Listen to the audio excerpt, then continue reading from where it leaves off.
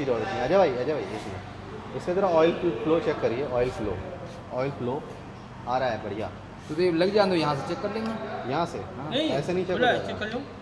क्यों नहीं हो जाएगा? हाँ तो ये ज़रा चेक करिए। प्लग तो आप लगा लीजिए।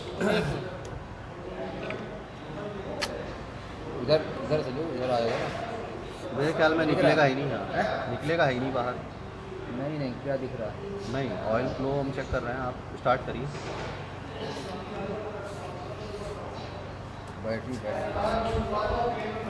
बैटरी डाउन नहीं है, प्लस दबाना पड़ता है।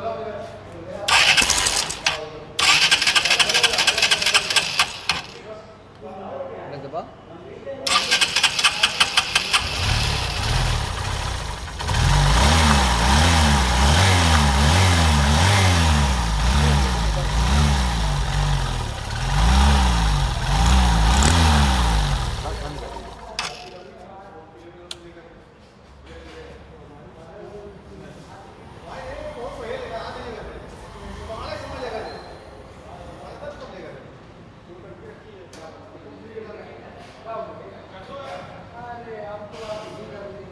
तो ये ओवरऑल आपका था टैपेट एडजस्टमेंट और ऑयल फ्लो देखने के लिए कैसे देखना है क्या है।